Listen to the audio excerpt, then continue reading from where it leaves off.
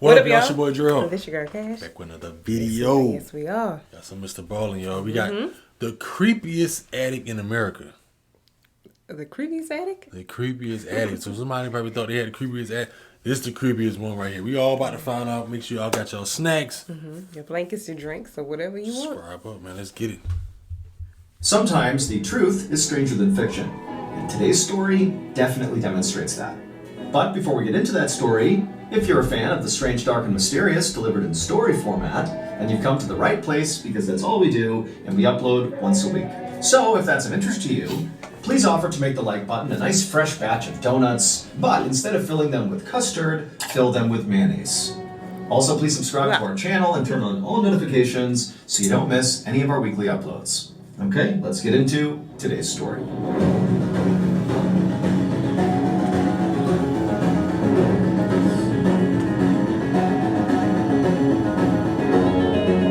Take my food. Sound crazy. On the afternoon of July 18th, 1997, a man was driving down a road surrounded on both sides by trees in a rural part of Wisconsin called Douglas County. There were no other cars on the road, and so this guy was driving pretty fast. And as he rounded this bend in the road, something out the passenger side window on the side of the road in the grass caught his eye. He couldn't tell what it was, but it was a pretty big object, and after he drove right past it, he just couldn't stop thinking about it. Like, whatever it was, it just seemed out of place. And so for whatever reason, this man felt compelled to actually stop and go see what it was. And so he slowed down and parked on the shoulder, he got out, and began walking along the road back in the direction of this object. And as he got closer, he began to see this object again in the shoulder of the road, and it was sort of obscured by grass and other things, so he couldn't see what it was. But as he got closer, he saw the object was pretty big, and it was all white. And as he took a few more steps and got within maybe 20 or 30 feet, he finally got a better look at this object, and he just froze. Because the object was a man wearing all white, a white suit, a white belt, white shoes, all white, and he was laying on the side of the road, just totally motionless. And for a second, the driver thought, maybe this guy is sleeping, but after taking only a few more steps and getting a totally unobstructed view at this guy, he saw there was a gaping hole in this man's chest. He was obviously dead. And so the driver turned around, ran back to his car, sped to the nearest house, and called 911. The next morning, a Douglas County detective named Stephen Long was sitting at his desk looking at the photos of the dead man in white. This murder case was less than 24 hours old, but already this was one of the weirder cases that this detective had ever been assigned to. The victim had pretty much immediately been identified because he was carrying on his person his wallet, and in his wallet was his driver's license, and so they knew who he was. But the man in white's identity actually made the whole case more confusing, not less. And Mark had no obvious ties to the area, so what was this rich guy doing 3 hours from home, dressed all in white, getting shot to death on the side of the road? Like, it didn't add up. The dead man was a 45-year-old millionaire named Mark Foster. And Mark lived 3 hours away in Minneapolis, Minnesota, and had no discernible ties to Douglas County. And so the detective was thinking, what is this rich guy doing here, dressed head to toe, all in white, getting murdered on the side of some local random back road? But things only got more confusing from there. After the medical examiner did Mark's autopsy, he told Detective Long that he had discovered a note inside of Mark's shoe. And the note just said, "Jack Frazier isn't here, but it's Jimmy Bailey, or a lookalike? I hope I'm okay." Now, nobody, including Detective Long, had any idea what this note meant. It was far too cryptic. But when they ran Jack Frazier and Jimmy Bailey's names through their database, the police discovered that both of those men, one, existed, and two, they lived in Minnesota, same as Mark Foster. And so naturally, Detective Long began to suspect that maybe those two men were connected in some way to Mark Foster. Maybe they were involved in his murder, or maybe they were actually his killer or killers. He didn't know, but it was his best lead. So Detective Long decided he would just have to go to Minneapolis to try to find out more. A few hours later, Detective Long parked his car at the Minneapolis police station. He got out and walked inside the building. Waiting for him inside was the local detective who Mark had already spoken to. And so after meeting this detective, the two of them went into an interview room where Mark Foster's wife was waiting for them. And right away, Detective Long noticed that she was very pregnant and at least 15 or 20 years younger than Mark. But despite that, she seemed very composed. It would turn out she had already been told about her husband's death, and she was basically resigned to the fact that she was here to try to answer questions to figure out what happened. And so the detective sat down and they began to interview her. And then when they brought up the note that was found in Mark's shoe, specifically when they said the two names that were on that note, Jack Frazier and Jimmy Bailey, when they said that, it triggered something in Mark Foster's wife. She immediately began to cry. And then in between sobs, she would tell the detectives that she knew who those two men were. She told them that she had previously had relationships with both of them before marrying Mark. And she said after she married Mark, Jack and Jimmy became very jealous. They didn't like the idea that she had chosen Mark over them. And so she had always felt like those two, Jack and Jimmy, sort of had it out for Mark as a result of this romantic rivalry. After the interview with Mark's wife ended, Detective Long began to think that, despite this case appearing on the surface to be very odd and confusing, that perhaps in reality, it was quite simple. Maybe Jimmy and Jack were so jealous of Mark that they killed Mark. I mean, based on what Mark's wife had just told them in the interview about them being romantic rivals of Mark, and also the fact that that note was in Mark's shoe and named those two men, it certainly seemed very possible. Kinda crazy. But over the next couple of days that Detective Long began digging into this theory, that theory fell apart.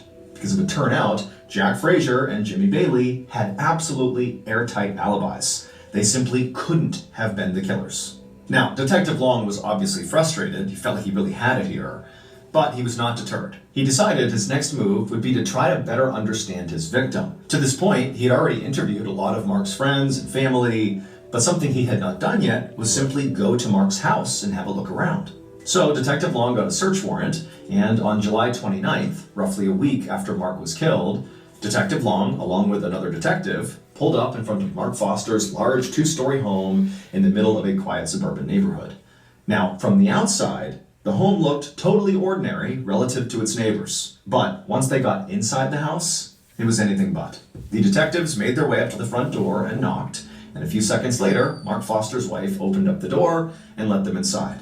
And right away, Detective Long is looking around, and he's seeing all over the walls on the first floor of the house are these graphic pictures and paintings of naked people. And then in addition to that, on some of the coffee tables and various surfaces on the first floor, right when you walk in, are all these pornographic magazines and books everywhere. And Mark's wife didn't acknowledge any of it. She acted like it was completely normal to have all this stuff right in the front part of your house. Freaky is that? And so the two detectives are looking at each other as Mark's wife is leading them on this tour through the first floor. And at some point, Detective Long just said, "Hey, Mrs. Foster, why don't you have a seat on the couch and you just let us take a look around your house on our own?" And so she said, okay. She sat down on the couch, and then the two detectives, they left the living room, went back to the front of the house, and made their way upstairs. And once they got upstairs, they found the master suite, and there was all this bondage gear inside. Yeah. There were leather straps attached to the bedposts, there was whips and handcuffs, there was also additional pornographic material in there. But, considering what the detectives had seen downstairs, this sort of felt on par for this house. And so after searching the other bedrooms and other rooms on the second floor and finding more pornographic material basically everywhere, the detectives found their way back to the hallway in the second floor, and they noticed there was a rope hanging down from the ceiling, and it was attached to the pull door that led to the attic. And so the two detectives, they walked over, they pulled the rope down, it revealed this fold-out set of stairs that came down from the attic, and once those were in place, the two detectives began climbing up. And once they got up there, they discovered that this attic was not a storage space like many attics are in American homes. Instead, this attic was a fully functional room that sort of resembled like a satanic dungeon of sorts. All the walls were totally jet black, and there were all these burned out candles all over the place and tarot cards littering the floor. And on the back of the attic, basically all the way on the other side, there was what appeared to be an altar that sort of overlooked the entire room. And on the altar were more candles, and there was a voodoo doll. It's totally creepy, and the two detectives are looking at each other like, what's going on here? And so the detectives, they climbed all the way into the attic, and then slowly began walking across towards the altar. And when they got close enough to actually see the altar up close, they just froze. Because sitting on the altar, in addition to the candles and the voodoo doll, were two business cards. Their own business cards. Their own business. Detective Long and his partner immediately went downstairs and confronted Mark's wife about the attic. Like, what's going on up there? Why are our business cards on your altar? But Mark's wife, the second that attic was mentioned, went silent. She refused to speak about anything to do with the attic. And so after a minute, realizing this conversation was going nowhere, Detective Long and his partner called for backup.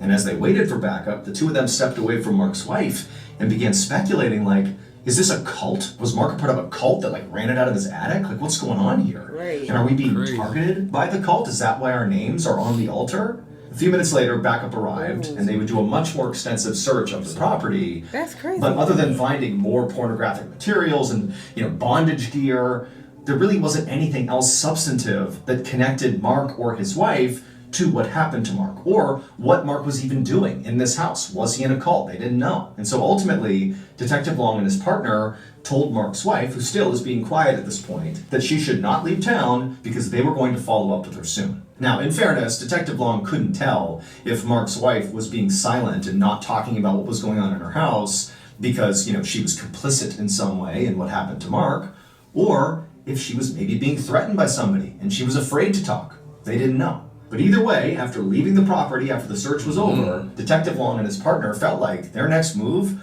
was to try to learn more about cults. They needed a cult expert. And it just so happened there was an occult bookstore very close to Mark's house. And so they decided they would start there. And right away, their decision to go to that bookstore paid dividends, but not how the detectives expected. It would turn out the owner of that bookstore was indeed a cult expert. But much more importantly, and relevant to this case, was that the owner happened to personally know Mark Foster. And he told the detectives that Mark came to his bookstore all the time, and also the owner said he knew a bunch of Mark's friends. And so by the time the detectives left the bookstore, they had learned a little bit about cults, but more importantly, they left with a list of names the owner had given them of known associates of Mark Foster who maybe were involved in whatever was going on in Mark's house. And so maybe they had information about what happened to Mark. The detectives were able to track down everybody on this list very quickly, and they were all young people in their 20s. And in each of the interviews they conducted, each of these young people were very open about being in what they called a religious group that they said Mark was a part of as well. Now, the detectives theorized that this religious group was very likely a cult, like they believed, but they didn't call it a cult. They called it a group. But the detectives didn't let up. They kept pressing these people until eventually a new name surfaced, Greg Freisner. Now, none of these people said Greg was in charge of the cult. Instead, they just sort of said, well, talk to Greg if you want more information about our group. The detectives naturally began to wonder if this Greg person was the cult leader. Or maybe he was Mark's killer. Or maybe he was both. But regardless, it seemed pretty apparent that they needed to talk to Greg because he might have more information about what happened to Mark. It took a few days, but the detectives were able to track Greg down, and they brought him in for an interview. And boy, oh boy, did Greg have a story to tell. Based on what Greg told the detectives, here is what happened to Mark on the day that he died, on July 18th, 1997. On that day, Greg Freisner met Mark Foster at Mark's home.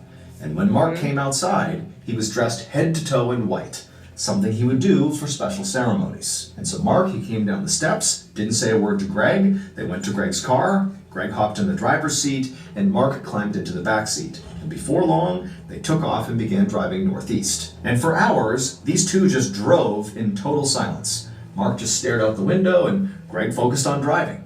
The only thing that happened during this multi-hour-long drive was at some point Mark pulled out a piece of paper from his coat pocket and he wrote something on it, and then after staring at it, he kind of smiled and tucked it into his shoe. And then a little bit later, Greg pulled over on the side of the road in Douglas County, Wisconsin, on this random backcountry road. And as soon as they pulled over, again without saying anything, Greg and Mark got out of the car and they went around to the back of the car where the trunk was. And the two men are kind of stretching, it's been a long drive, taking in the scenery.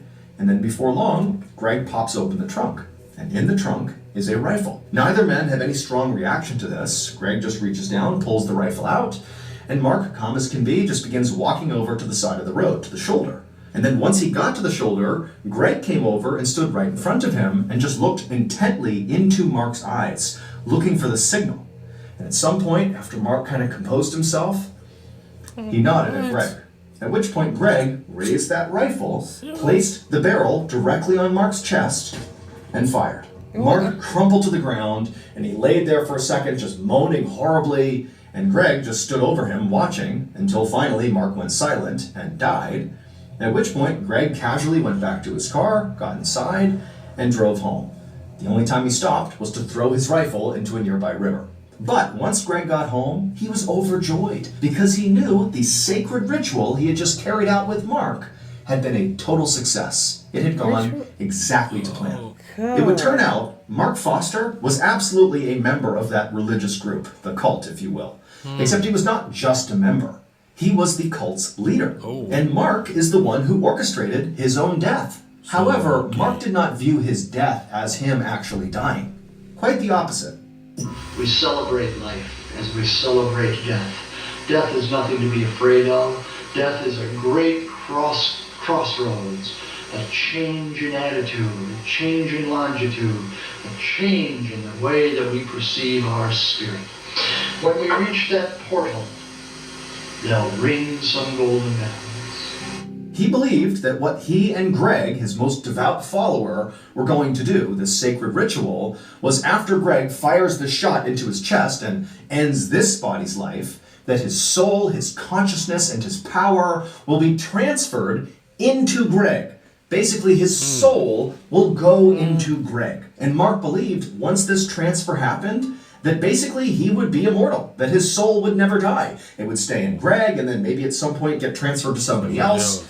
But basically he would be here forever. The bizarre note that was found in Mark's shoe, the note that he wrote and stuffed in there, that note was designed to throw police off the trail. He knew that he was having Greg murder him, again for this ritual, but he wanted to make sure Greg didn't get caught. And so he wrote on the note, very specifically, Jack Frazier and Jimmy Bailey. Those two people he hated. He hated that they had been in past relationships with his wife, and they hated him. And so he figured if he was going to create a scapegoat for his murder, who better than his romantic rivals? They had nothing to do with it. He just named them in that cryptic note to get them in trouble. As for all the pornography and bondage gear that was found inside of Mark's home, well, that all played a role in Mark's cult as well. He was a firm believer that the more sex he had with his followers, often multiple followers at the same time, the more powerful he would become. As for the detective's business cards found on the altar up in the attic, those were very likely placed there by followers of Mark, so members of the cult, in an effort to potentially, thwart their efforts to solve the case. They might have believed that by placing those on there and performing various rituals, that somehow would prevent them from solving the case. We don't know for sure. That's the theory around why they were there. That's what they did. But obviously that didn't work because the detectives solved the case. Greg Freisner would ultimately be found guilty for playing a role in Mark's death. He obviously was the trigger man, and so he was sentenced to 10 years in prison. As for Mark's wife, although she definitely knew about the cult and may have been a participant, there was never any evidence that actually connected her to Mark's murder, and so she was never charged with any crime. Wow. Crazy. That's crazy. God. These people in these cults, man, what they believe in, what they stand for, some is just sear overboard. Mind blowing. It's crazy. It's kind of sick. Not even kind of sick. Scary, yeah. Till you believe that kill yourself and then end up in somebody else's body. I think he got some parts where we say, when you pass on the spirit and what he was saying or something. I know what you're talking about. But yeah, exact words. But you don't do that by killing yourself. Like, you know what I'm saying? Right. Like, well, he was saying like how death is not like how people should be afraid of death. Bad, I also believe that people should not be afraid of death because it's not bad. Whatever. We don't know. Nobody knows the unknown, but I don't think it's bad and something to be scared of. But not I'm gonna go kill myself and then say that I'm gonna transfer the soul to somebody else's body. Come on. Too much. Boy, some of these cults. It's crazy. It's just imagine how many cults out here now that believe the same thing. I've been looking at a lot of cults and doing research on like cults and stuff like that too, and listening to stories about people who've been in cults and stuff. When I say it's mind blowing, it's mind blowing that people do these crazy stuff. Jim Jones and all. Jim Jones. I mean, it's plenty cults out Plenty of them. Plenty cults. Crazy. The famous one where everybody had killed themselves from drinking something, and they think they was gonna go up with the aliens or something like that. I was listening to a story about that like a couple of weeks ago. Man, that was, ooh. It's just like the stuff that these people believe. It's just like where they get this information from. And they really believe in it. Yeah. It's crazy. Y'all let us know your thoughts down below. Don't forget to give the video a thumbs up. Subscribe to the channel if you haven't already. Other than that, y'all be safe. We catch you on the next video. Catch y'all next one.